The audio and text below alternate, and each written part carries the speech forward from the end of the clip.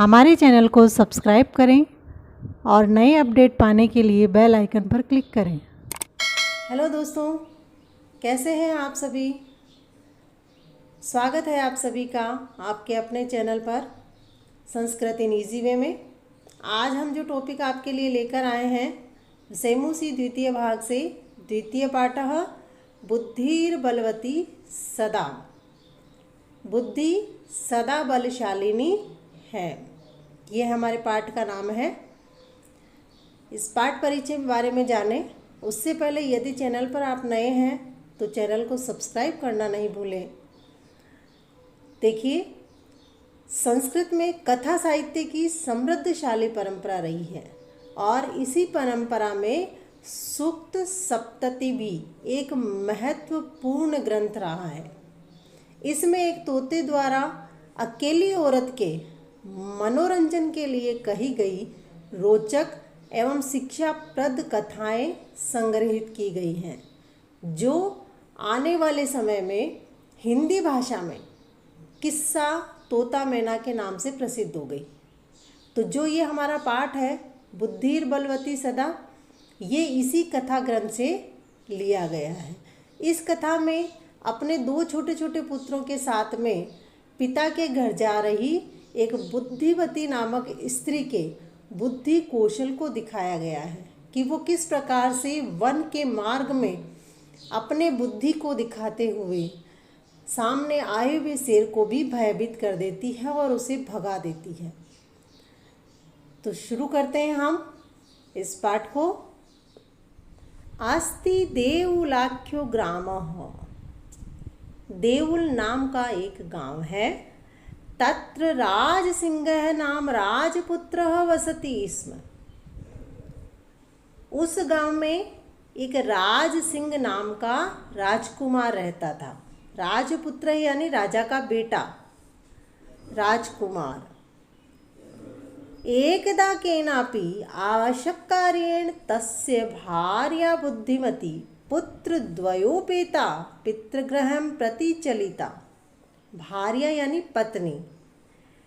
एक बार किसी आवश्यक काम से उसकी पत्नी बुद्धिमती अपने दोनों पुत्रों के साथ अपने पिता के घर की ओर चली, यानी पीहर चली। मार्गे गहन कानने सा एकम व्याघ्रम दर्दश, व्याघ्रम यानी बाघ, गहन कानने घने जंगल में। रास्ते में घने जंगल में उसने एक बाघ को देखा। सा व्याघ्रम मागच्छन्तं दृष्ट्वा धाष्टर्यात् पुत्रो चपेटय्या प्रहत्य जगात्। उसने आते हुए, चपेटा का अर्थ होता है थप्पड़, उसने आते हुए बाघ को देख करके धीरता के साथ दोनों पुत्रों को थप्पड़ मार करके कहा, कथ मेके कशो व्याघ्र भक्षणाय कलहम कुरुत। व्याघ्र भक्षणाय, बाघ को खाने के लिए। क्या कहा उसने थप्पड़ मार करके कि किस लिए तुम दोनों बाघ को खाने के लिए लड़ाई करते हो। अयमेक स्तावाद्विभज्य भुज्यताम, ये तो एक ही है तो बांट करके इसको खा लो। पश्चाद अन्य द्वितीय कश्चित चल लक्ष्यते, बाद में कोई और दिखाई पड़े।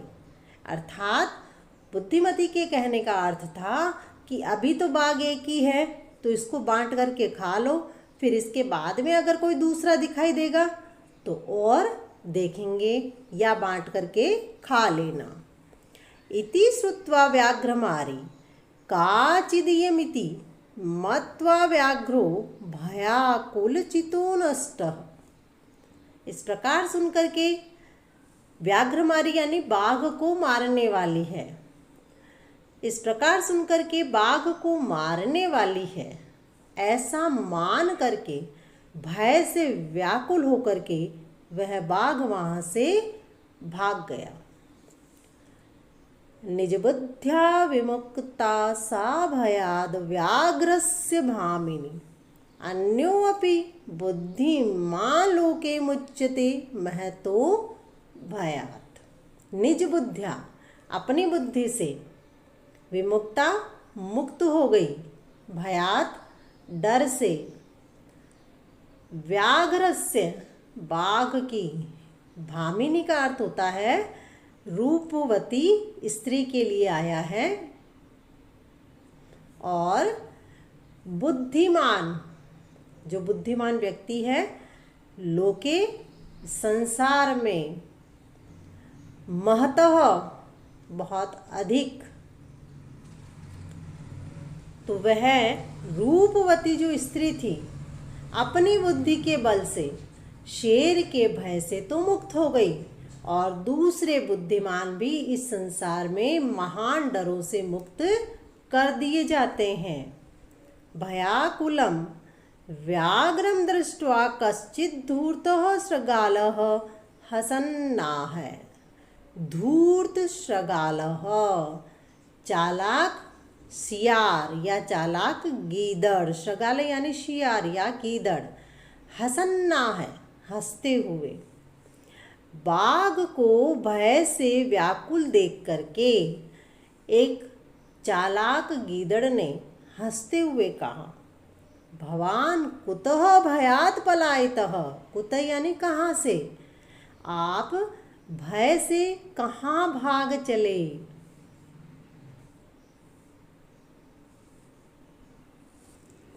आपकी सुविधा के लिए यहाँ हिंदी अनुवाद और शब्दार्थ लिखे गए हैं ताकि आप अच्छे से इसको और समझ सकें और लिख सकें। व्याघ्र, तब बाघ ने कहा, गच्छ गच्छ जम्बुक। जम्बुक यानी गीदड़, सियार के लिए। जा जा गीदड़, त्वमपि किंचित गूढ़ प्रदेशम। गूढ़ प्रदेश यानी गुप्त स्थान, तू भी किसी गुप्त स्थान पर जा। यतो, क्योंकि व्याघ्र मारिति, बाघ को मारने वाली, या शास्त्रे श्रूयते तयाहम हन्तुमारबद्धः परम गृहीत कर जीवितो नष्टः शीघ्रं तद्ग्रतः। क्योंकि बाघ को मारने वाली जो शास्त्रों में बताई गई है वह मुझे मारने वाली थी। परम ग्रहित कर जीवितो नष्टः शीघ्रं तद्ग्रतः। लेकिन जान को हथेली पर लेकर के, अर्थात जान को बचा करके शीघ्र ही उसके आगे से भाग आया। शृगालः, गीदड़ ने कहा, व्याघ्रः, बाघ, त्वया महत्कौतुकम् आविदितं यन्मानुषादपि बिभेसि। बिभेसि यानी डरते हो। तुमने बड़े आश्चर्य की बात बताई कि मनुष्य से भी डरते हो। व्याघ्रः, तब बाघ बोला, प्रत्यक्षमेव मया सात्मपुत्रावेककशो मामत्तुं कलहायमानौ चपेटया प्रहरन्ति दृष्टा। बाघ ने कहा कि सामने मैंने उसे, अपने दोनों बेटों को, मुझे एक एक खाने के लिए झगड़ते हुए को थप्पड़ मार करके कहते हुए देखा है। जम्बुकः, गीदड़ कहता है, स्वामीन यत्रास्ते सा धूर्ता तत्र गम्यताम्।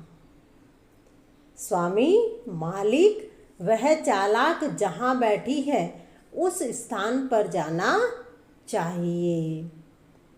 व्याघ्र तौ पुनः तत्र गतस्य सा सम्मुखं पिक्षते यदि तर्हि त्वया अहं हन्तव्यः इति। फिर उसने क्या कहा कि तुम्हारे वहाँ गए जाने पर सामने भी यदि वह देखती है तो आप मुझे मार देना। किसने कहा? ये गीदड़ ने। व्याघ्र। अब बाघ कहता है, शृगालम, शियार, गीदड़, यदि त्वं मां मुक्त्वा यासि तदा वेलाप्यवेला स्यात्। यदि तू मुझे छोड़कर चला जाता है तो शर्त भी फिर बेशर्त हो जाएगी, ये ध्यान रख लेना। इस पैराग्राफ के यहाँ शब्दार्थ और नीचे अनुवाद दिया गया है।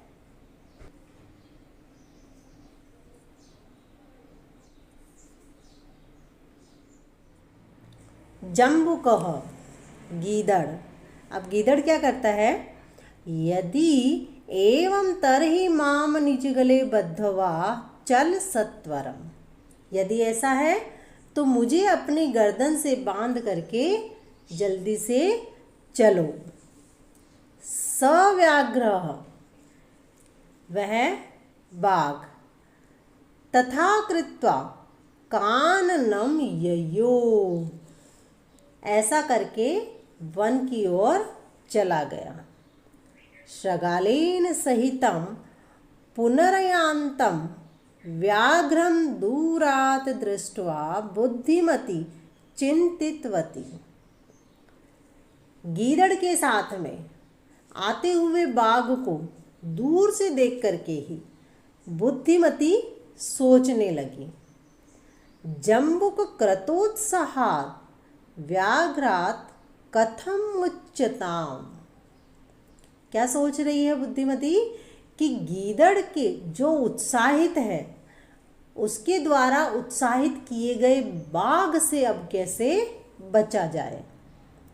परम प्रत्युत्पन्नमतिः सा जम्बुकमाक्षी पंत्यंगुल्या तर्जयन्त्युवाच।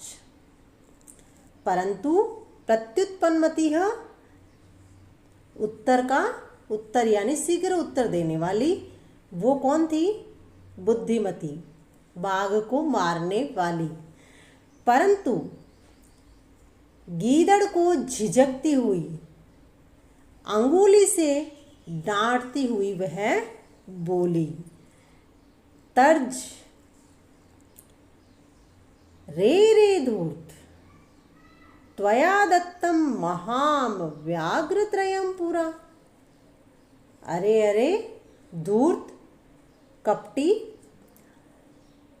महाम व्याघ्रत्रयम पुरा, पहले तुमने मेरे लिए 3 बाघ ला करके दिए थे।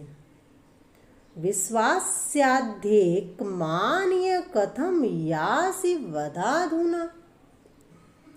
और विश्वास दे करके आज एक ही ला करके क्यों जा रहे हो? इत्युक्त्वा धाविता तृणं व्याघ्रमारी भयंकरा। ऐसा कह करके वह भयंकर व्याघ्रमारी दौड़ी। कौन? बुद्धिमती। व्याघ्रो अपि सहसा नष्टः गलबद्ध शृगालकः। गले में जिसके गीदड़ बंधा हुआ है ऐसा बाघ भी अचानक वहां से भागा। एवं प्रकारेण बुद्धिमती व्याघ्रजात भयाद पुनरपि मुक्तारभवत्। इस प्रकार से बुद्धिमती बाघ के भय से फिर से मुक्त हो गई। अतः एव उच्यते, इसीलिए कहा जाता है, बुद्धिर्बलवती तन्वी सर्वकार्येषु सर्वदा। बुद्धिमती इसीलिए कहते हैं कि हे पतली कमर वाली मैना, क्योंकि ये तोता मैना वाली कहानी से ग्रंथ से लिया गया है। तो उसमें ये कहा गया है मैना को संबोधित करते हुए कि सभी कार्यों में हमेशा बुद्धि ही बल से अधिक बलवान होती है। इसके पैराग्राफ के शब्दार्थ और अनुवाद नीचे दिया गया है आपकी सुविधा के लिए। वीडियो देखने के लिए धन्यवाद।